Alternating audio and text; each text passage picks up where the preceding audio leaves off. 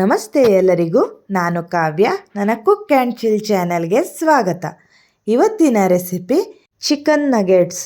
ಇದನ್ನು ನಾವು ರೆಸ್ಟೋರೆಂಟ್ ಸ್ಟೈಲಲ್ಲೇ ಈಸಿಯಾಗಿ ಮನೆಯಲ್ಲಿ ಹೇಗೆ ಮಾಡೋದು ಅನ್ನೋದನ್ನು ಇವತ್ತು ನಿಮಗೆ ಹೇಳ್ಕೊಡ್ತಾ ಇದ್ದೇನೆ. ಇದು ತುಂಬಾ ಕ್ರಿಸ್ಪಿಯಾಗಿ ಕೂಡ ಇರುತ್ತೆ. ಈ ರೀತಿ ನೀವು ಒಂದು ಸಲ ಟ್ರೈ ಮಾಡಿ ನೋಡಿ, ಪದೇ ಪದೇ ಮಾಡಿ ತಿಂತೀರಾ, ಅಷ್ಟು ಚೆನ್ನಾಗಿ ಬರುತ್ತೆ ಇದು. ನೀವು ಇದು ಮನೆಯಲ್ಲಿ ಮಾಡಿದ್ದ ಅಥವಾ ಹೊರಗಡೆಯಿಂದ ತಂದಿದ್ದ ಅನ್ನೋದೇ ಗೊತ್ತಾಗಲ್ಲ, ಆ ರೀತಿ ಇರುತ್ತೆ. ಬನ್ನಿ ಇವಾಗ ಹೇಗೆ ಮಾಡೋದು ಅನ್ನೋದನ್ನು ನೋಡ್ಕೊಂಡು ಬರೋಣ. ಮೊದಲು ನಾನೊಂದು ಮಿಕ್ಸರ್ ಜಾರನ್ನು ತೊಗೊಂಡು ಇದರಲ್ಲಿ ಬ್ರೆಡ್ ಸ್ಲೈಸಸನ್ನು ಹಾಕ್ಕೊಂಡಿದ್ದೇನೆ. ಈ ರೀತಿ ಇದನ್ನು ಗ್ರೈಂಡ್ ಮಾಡಿಕೊಂಡು ಇದರಲ್ಲಿ ಅರ್ಧ ನಾನು ತೆಗೆದಿಟ್ಟಿದ್ದೇನೆ. ಇವಾಗ ಇಲ್ಲಿ ಬೋನ್ಲೆಸ್ ಚಿಕನನ್ನು ಹಾಕ್ಕೊಂಡಿದ್ದೇನೆ. ನಾನಿಲ್ಲಿ 1/4 kg ಚಿಕನನ್ನು ಹಾಕ್ಕೊಂಡಿರೋದು. ಇವಾಗ ಇದರಲ್ಲಿ ಒಂದು 1/4 ಕಪ್ ಆಗುವಷ್ಟು ಈರುಳ್ಳಿನ ಕೂಡ ಹಾಕ್ಕೊಂಡಿದ್ದೇನೆ.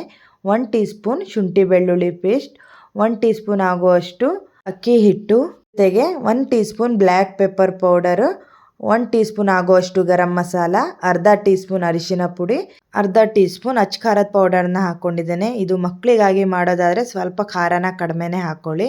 ಈಗ ಇದರಲ್ಲಿ ಜಿಂಜರ್ ಗಾರ್ಲಿಕ್ ಪೌಡರ್ನ ಹಾಕ್ಕೊಂಡಿದ್ದೇನೆ. ಇದು ಆಪ್ಷನಲ್ಲು, ಬೇಕಾದರೆ ಹಾಕ್ಕೊಳ್ಳಿ, ಇಲ್ದಿದೆ ಸ್ಕಿಪ್ ಮಾಡ್ಬೋದು. ಇದ್ರ ಜೊತೆ 1/4 ಕಪ್ ಆಗುವಷ್ಟು ಬೆಣ್ಣೆ, ರುಚಿಗೆ ಉಪ್ಪನ್ನು ಹಾಕಿ ಇದನ್ನು ಇವಾಗ ನುಣ್ಣಗೆ ಗ್ರೈಂಡ್ ಮಾಡ್ಕೊಂಡು ಬರೋಣ. ನೀರು ಹಾಕದೇನೆ ಇದನ್ನು ಈ ರೀತಿ ಗ್ರೈಂಡ್ ಮಾಡ್ಕೊಳ್ಬೇಕು. ಇದು ಚೆನ್ನಾಗೇ ಪೇಸ್ಟ್ ಥರ ಆಗತ್ತೆ. ಇವಾಗ ಇದನ್ನು ಒಂದು ಬೌಲಲ್ಲಿ ನಾನು ತಕ್ಕೊಳ್ತಾ ಇದ್ದೇನೆ. ಈ ರೀತಿ ಇದನ್ನು ಎಲ್ಲವನ್ನು ತೆಗೆದಿಟ್ಟು ಇದರಲ್ಲಿ ಇವಾಗ 1/4 ಕಪ್ ಆಗುವಷ್ಟು ಕೊತ್ತಂಬರಿ ಸೊಪ್ಪನ್ನು ಹಾಕ್ಕೊಂಡಿದ್ದೇನೆ. ಇದನ್ನು ಚಿಕ್ಕದಾಗಿ ಹೆಚ್ಚಿಕೊಂಡಿದ್ದೇನೆ. ಇದ್ರ ಜೊತೆ 1/4 ಸ್ಪೂನ್ ಆಗುವಷ್ಟು ಸೋಯಾ ಸಾಸನ್ನು ಕೂಡ ಹಾಕ್ಕೊಂಡಿದ್ದೇನೆ. ಈಗ ಇದನ್ನು ಚೆನ್ನಾಗಿ ಈ ರೀತಿ ಮಿಕ್ಸ್ ಮಾಡ್ಕೊಳ್ಬೇಕು. ಈ ರೀತಿ ಮಾಡಿಕೊಂಡು ಇದನ್ನು ರೆಸ್ಟಿಗೇನು ಇಡಬೇಕಂತ ಇಲ್ಲ, ಡೈರೆಕ್ಟಾಗಿ ಈ ರೀತಿ ನಾನು ನಗೆಟ್ಸನ್ನು ರೆಡಿ ಮಾಡ್ಕೊಳ್ತಾ ಇದ್ದೇನೆ. ಇದನ್ನು ನಾನು ಈ ರೀತಿ ಸ್ಕ್ವೇರ್ ಶೇಪಲ್ಲಿ ಮಾಡ್ಕೊಂಡಿದ್ದೇನೆ. ನೀವು ರೌಂಡ್ ಬೇಕಾದರೂ ಮಾಡ್ಕೊಳ್ಬೋದು, ಹಾಗೆ ಯಾವ ಶೇಪ್ ಬೇಕೋ ಆ ಶೇಪಲ್ಲಿ ಮಾಡ್ಕೊಳ್ಬೋದು. ಸೈಜಲ್ಲೂ ಕೂಡ ಸ್ವಲ್ಪ ದೊಡ್ಡದು ಚಿಕ್ಕದು ಮಾಡ್ಕೊಳ್ಬೋದು. ಈ ಸೈಜಲ್ಲಿ ಮಾಡಿಕೊಂಡ್ರೆ ಇದು ಚೆನ್ನಾಗಿ ಒಳಗಡೆ ಕೂಡ ಚೆನ್ನಾಗಿ ಫ್ರೈ ಆಗುತ್ತೆ. ಹಾಗಾಗಿ ನಾನು ಎಲ್ಲವನ್ನು ಈ ರೀತಿ ರೆಡಿ ಮಾಡ್ಕೊಂಡಿದ್ದೇನೆ. ಈ ರೀತಿ ನಮ್ಮ ಮನೇಲಿ ಚಿಕನ್ ಇದ್ದುಬಿಟ್ರೆ ಈ ಥರ ಮಾಡಿಕೊಟ್ರೆ ಮಕ್ಕಳಂತೂ ತುಂಬಾ ಇಷ್ಟಪಟ್ಟು ತಿಂತಾರೆ. ಮನೆಯಲ್ಲಿ ನಾವು ಈ ರೀತಿ ಹೆಲ್ದಿಯಾಗಿ ಕೂಡ ಮಾಡ್ಕೊಳ್ಬೋದು. ಈಗ ನಾನು ಇನ್ನೊಂದು ಬೌಲನ್ನು ತಗೊಂಡು ಇದರಲ್ಲಿ 2 ಮೊಟ್ಟೆನ ಈ ರೀತಿ ಒಡೆದು ಹಾಕ್ಕೊಳ್ತಾ ಇದ್ದೇನೆ. ಮೊಟ್ಟೆನ ಹಾಕ್ಕೊಂಡ ನಂತರ ಇದರಲ್ಲಿ ಇವಾಗ ಸ್ವಲ್ಪ ಹಾಲನ್ನು ಕೂಡ ಹಾಕ್ಕೊಂಡಿದ್ದೇನೆ. ಇದು ಆಪ್ಷನಲ್ಲು, ಬೇಕಾದರೆ ಹಾಕ್ಕೊಳ್ಬೋದು. ಹಾಲು ಹಾಕ್ಕೊಳ್ಳೋದ್ರಿಂದ ಟೇಸ್ಟ್ ತುಂಬಾ ಚೆನ್ನಾಗಿ ಬರುತ್ತೆ. ಸ್ವಲ್ಪ ಉಪ್ಪು, ಇದರಲ್ಲೂ ಕೂಡ ಜಿಂಜರ್ ಗಾರ್ಲಿಕ್ ಪೌಡರನ್ನು ಹಾಕ್ಕೊಂಡು ಸ್ವಲ್ಪ ಇದರಲ್ಲಿ ಚಿಲ್ಲಿ ಫ್ಲೇಕ್ಸನ್ನು ಕೂಡ ಹಾಕಿ ಚೆನ್ನಾಗಿ ಈ ರೀತಿ ಬೀಟ್ ಮಾಡಿ ಇಟ್ಟಿದ್ದೇನೆ. ಈಗ ನಾವು ಮೊದಲೇ ಗ್ರೈಂಡ್ ಮಾಡಿಟ್ಟಂತಹ ಈ ಬ್ರೆಡ್ ಕ್ರಮ್ಸು ಜೊತೆಗೆ ನಾನು ಇದರಲ್ಲಿ 2 ಟೀ ಸ್ಪೂನ್ ಆಗುವಷ್ಟು ಮೈದಾ ಹಿಟ್ಟು, 2 ಟೀ ಸ್ಪೂನ್ ಕಾರ್ನ್ಫ್ಲವರನ್ನು ಮಿಕ್ಸ್ ಮಾಡಿ ತೊಗೊಂಡಿದ್ದೇನೆ. ಇದರಲ್ಲಿ ಈಗ ಈ ಟಿಕ್ಕಾನ ಈ ರೀತಿ ಹೊಡೆಸಿ ನಂತರ ಈ ಎಗ್ಗಲ್ಲಿ ಡಿಪ್ ಮಾಡ್ಕೊಳ್ಬೇಕು. ಇದನ್ನು ಚೆನ್ನಾಗಿ ಈ ರೀತಿ ಡಿಪ್ ಮಾಡಿ ಇವಾಗ ಇದನ್ನು ಈ ಬ್ರೆಡ್ ಕ್ರಮ್ಸಲ್ಲಿ ನಾನು ಹಾಕ್ಕೊಳ್ತಾ ಇದ್ದೇನೆ. ಇದ್ರ ಮೇಲೆ ಚೆನ್ನಾಗಿ ಈ ರೀತಿ ಕೋಟಿಂಗ್ ಮಾಡ್ಕೊಂಡು ಇಡಬೇಕು. ಈ ರೀತಿ ನಾನು ಎಲ್ಲವನ್ನು ನಿಮಗೆ ಇವಾಗ ಮಾಡಿ ತೋರಿಸ್ತಾ ಇದ್ದೇನೆ. ಇದಕ್ಕೆ ತುಂಬ ಕೆಲಸನೂ ಇಲ್ಲ. ಈ ಥರ ರೆಡಿ ಮಾಡಿ ಇಟ್ಕೊಂಡ್ರೆ ನಾವು ಕ್ವಿಕ್ಕಾಗೆ ಮಾಡ್ಕೊಂಡು ಬಿಡ್ಬೋದು. ಎಲ್ಲವನ್ನು ಕೂಡ ನಾನು ಈ ರೀತಿ ನಿಮಗೆ ರೆಡಿ ಮಾಡಿ ತೋರಿಸ್ತಾ ಇದ್ದೇನೆ. ಎಲ್ಲ ಕೂಡ ಆಗಿದೆ ನೋಡಿ, ಈ ರೀತಿ ಮಾಡ್ಕೊಳ್ಬೋದು.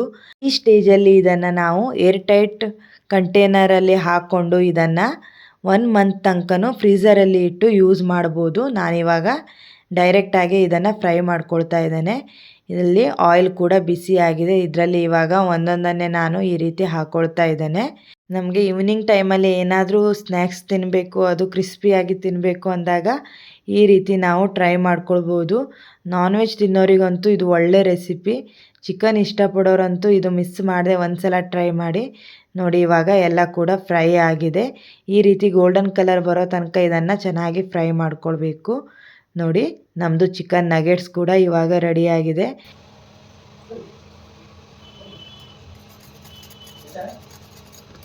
ಈ ಸೌಂಡನ್ನು ಕೇಳಿದ್ರಲ್ಲ, ಇದು ಎಷ್ಟು ಕ್ರಿಸ್ಪಿಯಾಗಿ ಬಂದಿದೆ ಅಂತ ಗೊತ್ತಾಗುತ್ತೆ. ಇದನ್ನು ಒಂದು ಸಲ ಟ್ರೈ ಮಾಡಿ ನಿಮ್ಮ ಮನೆಯಲ್ಲಿ ಕೊಟ್ಟು ನೋಡಿ. ಇದನ್ನು ಯಾರೂ ಹೇಳಲ್ಲ ಮನೇಲಿ ಮಾಡಿದ್ದು ಅಂತ, ಅಷ್ಟು ಚೆನ್ನಾಗಿ ಬರುತ್ತೆ ಇದು. ಸ್ಟ್ರಕ್ಚರ್ ಜೊತೆ ಟೇಸ್ಟು ಕೂಡ ಹೌದು, ನಮಗೆ ಹೊರಗಡೆ ಮಾಡಿರೋ ಥರನೇ ಇರುತ್ತೆ. ಮಕ್ಕಳಿಗೂ ಕೂಡ ಇದು ತುಂಬಾ ಇಷ್ಟವಾಗುತ್ತೆ. ಮಕ್ಕಳ ಜೊತೆ ದೊಡ್ಡವರು ಕೂಡ ಇದನ್ನು ಎಂಜಾಯ್ ಮಾಡ್ಬೋದು. ಅಷ್ಟು ಚೆನ್ನಾಗಿರೋ ರೆಸಿಪಿ ಇದು.